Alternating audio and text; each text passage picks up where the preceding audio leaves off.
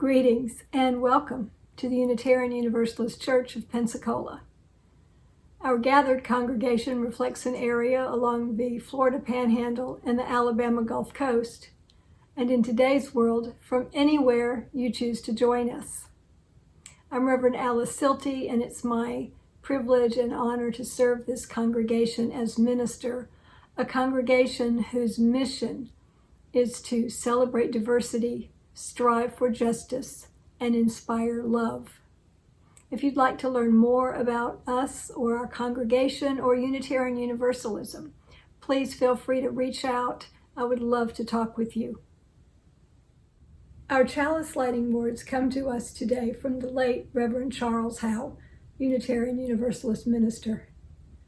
We light this chalice to affirm that new light is ever waiting to break through, to enlighten our ways. That new truth is ever waiting to break through, to illumine our minds. And that new love is ever waiting to break through, to warm our hearts.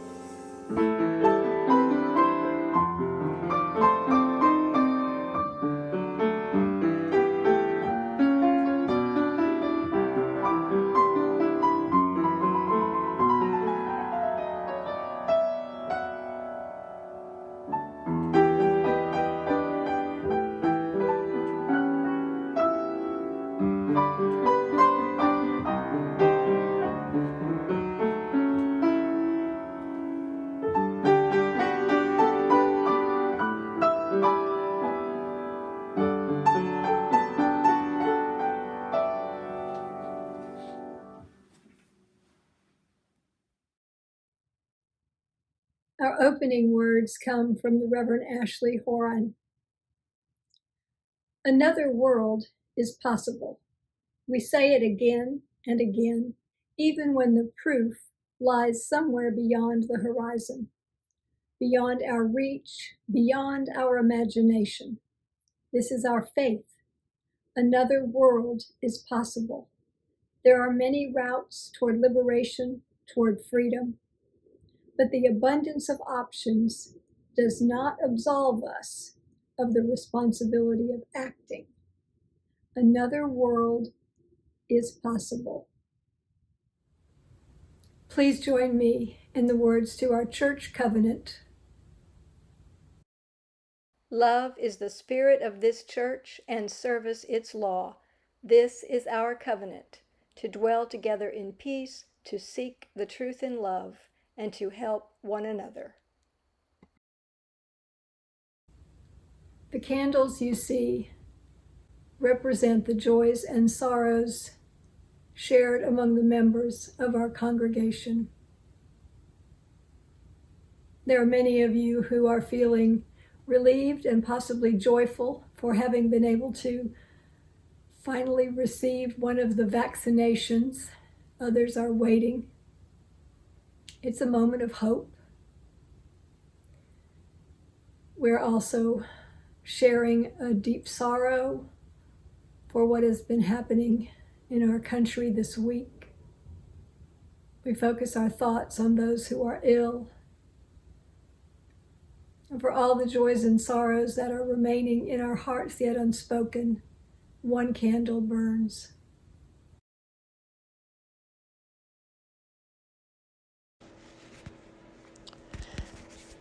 The poem I'm going to read came to me on New Year's Day, actually upon waking very early on New Year's Day, 2021. It's entitled Let's by Dolly A. Berthelot.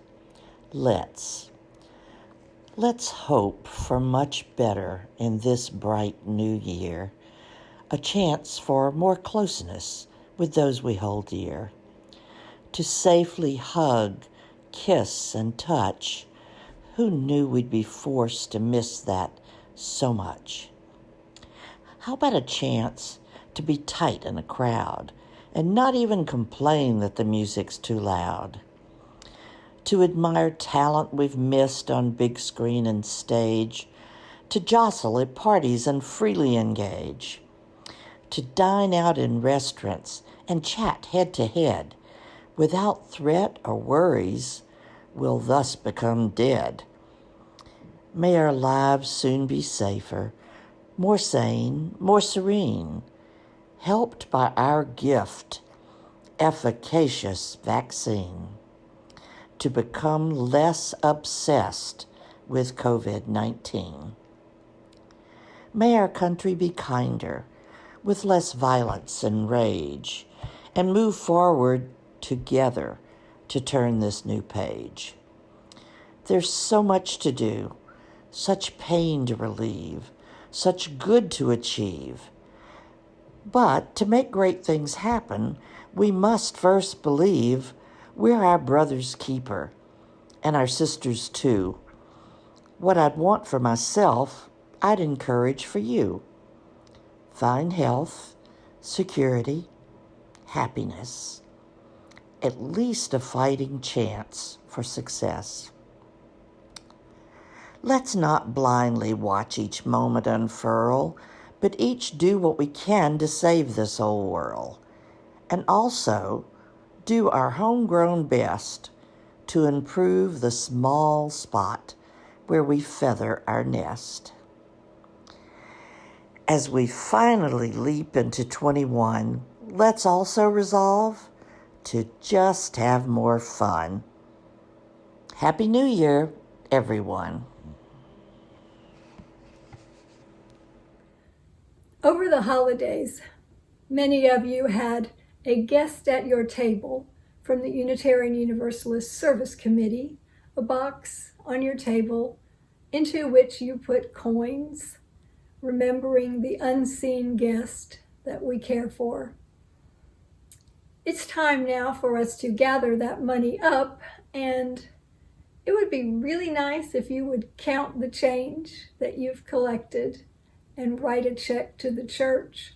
I'm sharing with you now the information for how to send that money to the church, and we will send it as a donation from our church to the Unitarian Universalist Service Committee. I'm also going to show you a thank you video from the UUSC.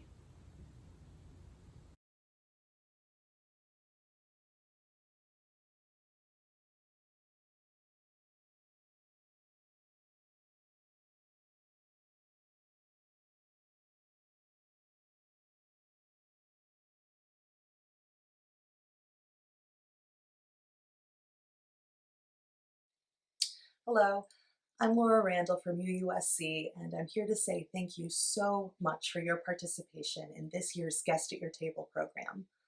With all of the adaptation, uncertainty, and sorrow this year has brought us, your congregation is acting as a beacon of hope and solidarity for our grassroots partners around the world.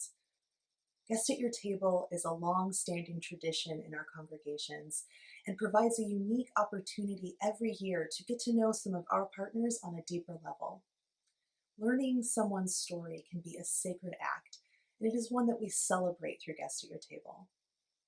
With your support, you are helping to ensure that UUSC's commitment to advancing human rights and resisting oppression can rise to meet this moment. Thank you for saying yes to a world we seek, a world filled with more justice and more compassion for everyone, a world that recognizes the inherent dignity and power in each and every person. Thank you for being an integral part of UUSC. We are your service committee, and we could not do this without you. Thank you. The Free Church is sustained only by the generosity of its members and friends. At this time, I share with you the slide for how to text and give, or the address of the church if you'd like to send a donation while we listen to music from Denise D'Angelo.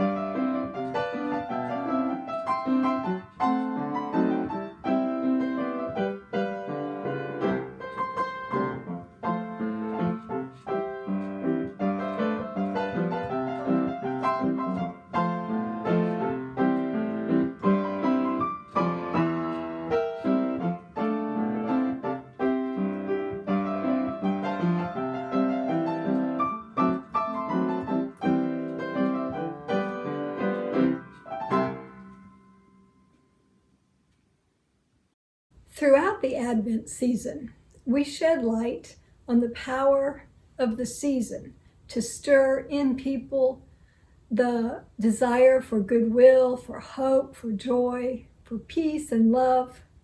We sang carols of resistance that referenced times of war and strife, and the spirit of love that rang through with messages of love. The Advent season ends with the second chapter of Luke that starts, "While they were there, the time came." For weeks of Advent, we were waiting for the big event in the story, the birth of the baby who was destined for greatness.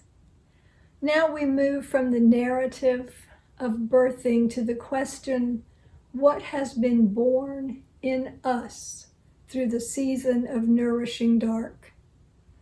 What is the little light in us that we want to shine, illuminating and clarifying what may have been or might be hiding in shadow? January 6th, Wednesday, was the day of the Feast of Epiphany.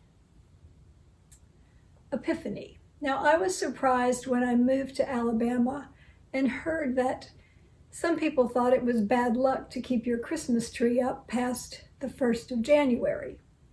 Having grown up near Latin American countries or in one, and with my mom having spent part of her youth in Havana, we always kept our tree up till January 6th, which we knew as Dia de los Reyes, or Three Kings Day. That day is widely celebrated in different ways all around the world.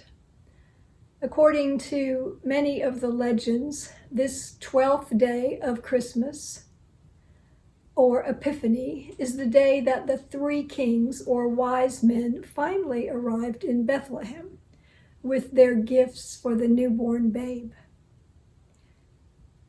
In many places, it is the three kings who bring the presents to the children on January 6th rather than Santa Claus. Special pastries are part of the celebration, including in some places the king cake, which I know you know about, with the little baby or other trinkets sometimes hidden in a piece. So January 6th ends the 12 days of Christmas and brings the season to celebrate the baptism and the early ministry of Jesus. This season of Epiphany concludes with or on Shrove Tuesday, known in our area as Fat Tuesday, the day before Ash Wednesday, and the last day of Carnival or Mardi Gras. So right now we're in the season of Epiphany, which was Carnival when I lived in Colombia. It's interesting that Epiphany has taken on such great significance when the biblical reference about it is only 12 lines and only in the Gospel of Matthew. I'll read from that. After Jesus was born in Bethlehem in Judea, during the time of King Herod, Magi from the east came to Jerusalem and asked, "Where is the one who has been born King of the Jews? We saw his star when it rose, and we have come to worship him."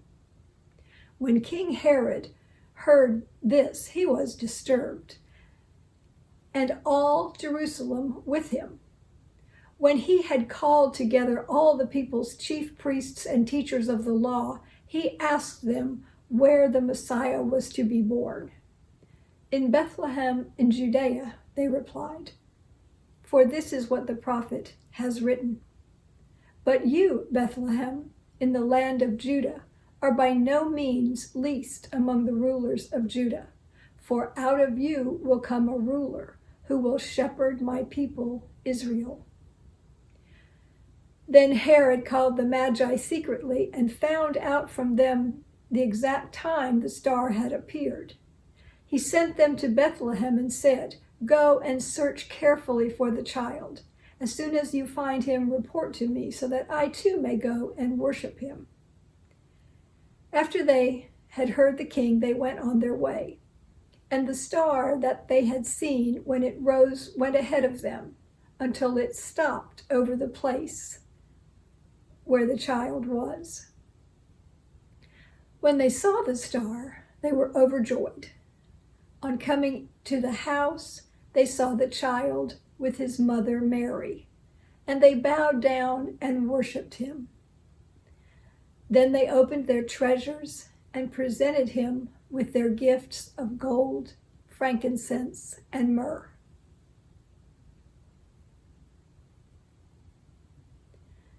And having been warned in a dream not to go back to Herod, they returned to their country by another route. Nowhere does it say that there are 3 Magi, and even some stories, although they call them by name, they are not named in this Gospel of Matthew. Scholars also believe that it took a very long time, not 12 days, for the Magi to reach the baby Jesus. And when they did, you notice they found him in a house, not in a manger. And when they do not return to Herod to disclose to him the whereabouts of the baby king, Herod orders the death of all baby boys up to age 2, indicating the passage of a lot of time. Matthew, or whomever wrote the gospel according to Matthew, of course had no idea how people would later embellish the stories he wrote.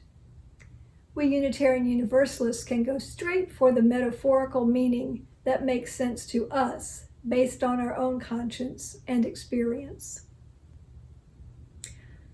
On this January 6th, the Lutheran minister, Reverend Nadia Bolz-Weber, posted, "On today, the feast of the Epiphany, I am reminded that an insecure ruler named Herod was so threatened by the birth of Jesus that he tried to overthrow the result by putting a hit out on a toddler."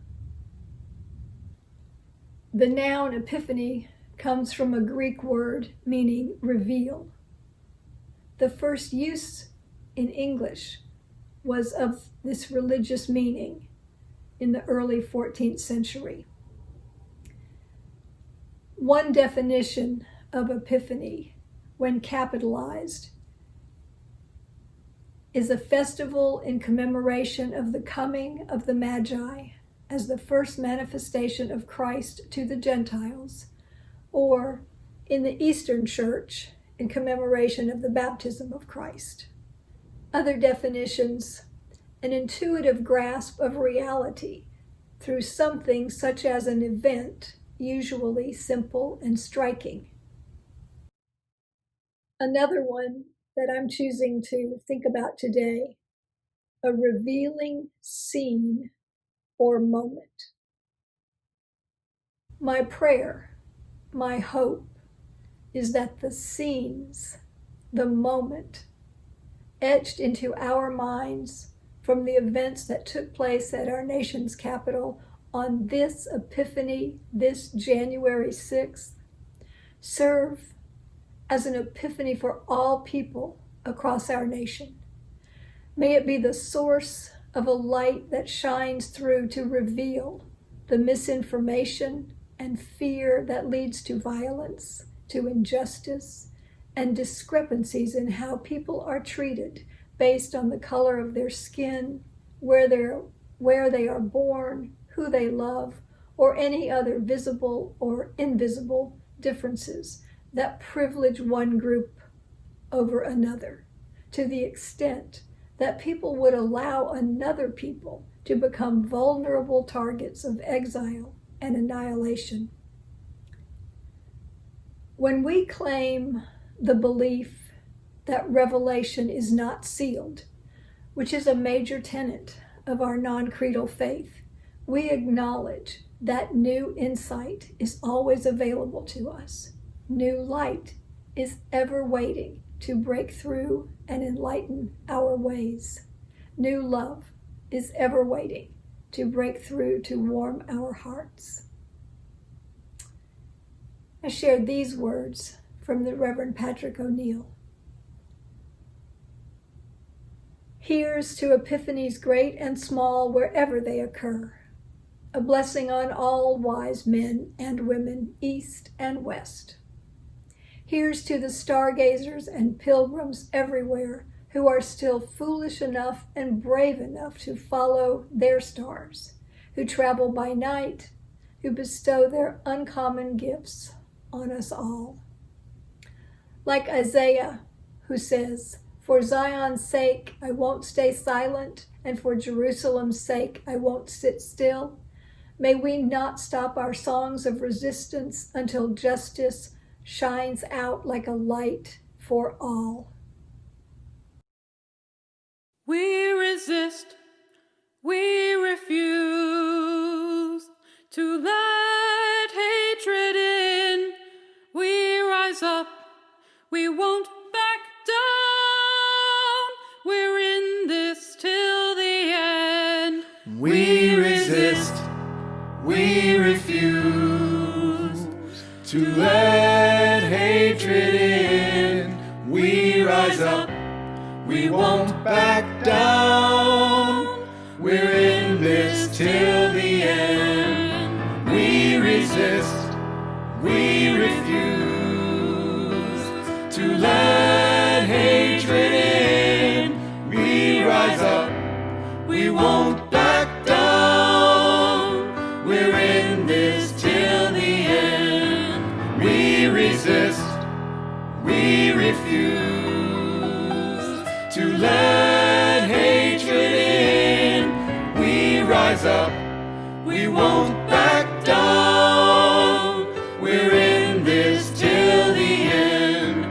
We resist. Pray for your enemies. Welcome the stranger. We rise up. Show love to your neighbor. We're in this till the end. We resist.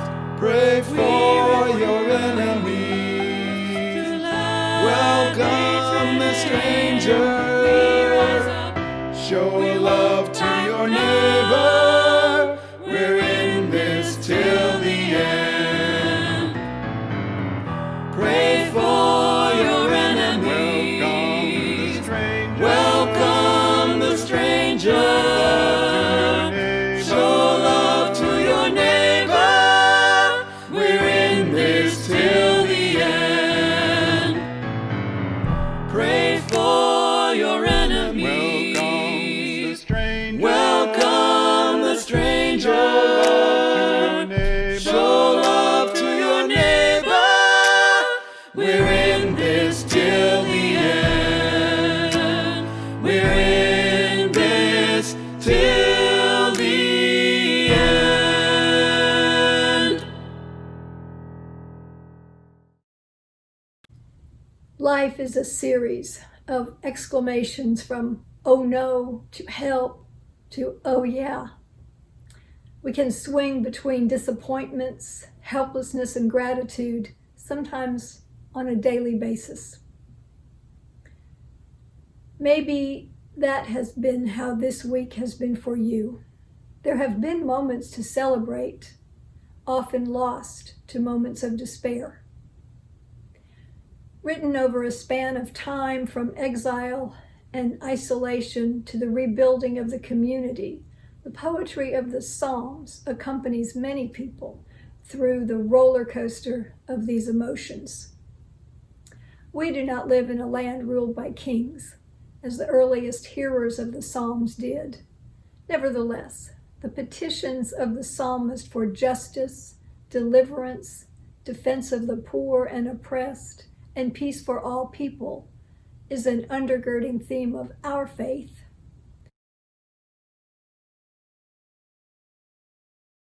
Teach your chosen one to govern your people rightly and bring justice to the oppressed. The mountains will bring the people peace, and the little hills bring justice. Your anointed will defend the oppressed among the people. Save the children of the poor and crush the oppressor. The reign of your anointed will endure as long as the sun and moon, throughout all generations. The rule of the chosen one will be like rain coming down on the meadow, like showers watering the earth. Justice will flower through the days and abundance of peace till the moon shall be no more. Your anointed will rescue the poor when they cry out and the oppressed when there is no one to help them. Your chosen one will take pity on the lowly and the poor and will save their lives. Your chosen one will rescue them all from violence and oppression and will treat their blood as precious. We are reminded that a just society is one that proclaims life is precious. These lives are precious and worthy of protection. May this be the epiphany for this new year. Our song video features images of tender plants that need water and sun to grow. Can we imagine that all people with their tender hearts are yearning for such sustenance that we do? Do we believe that lives are precious and a bit precarious and in need of tender care? How will we live that out this year? Whenever there are necks stepped upon, as Richard says in his song that we will soon hear, whether physically, economically, or socially, the whole society suffers. May it be that the kind of rule of the land that honors each precious life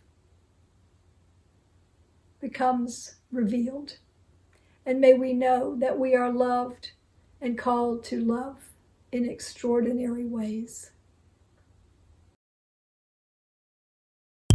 You're the goodness raining on the farmland. Your peace sprouting in the mountain fields. You're a harvest of the love and justice, ripening to feed and heal. These lives are precious, these lives are precious, you know. These lives are precious, oh, these lives are precious, you know.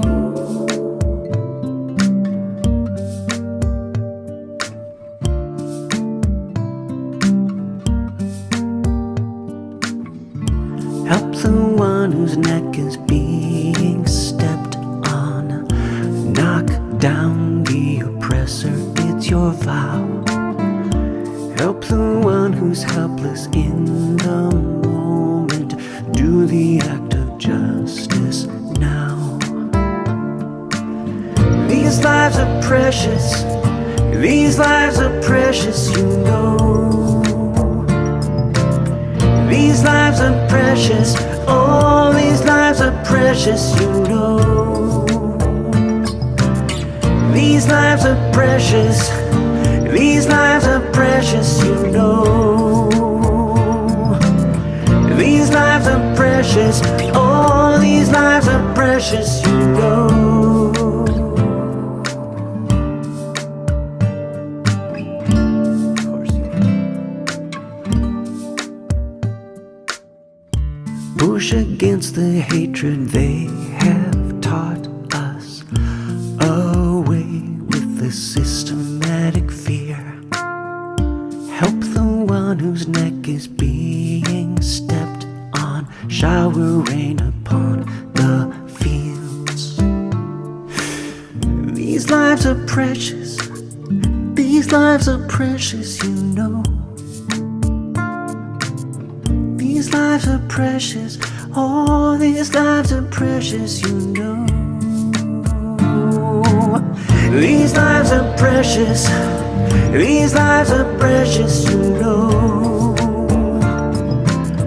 These lives are precious, oh, these lives are precious, you know.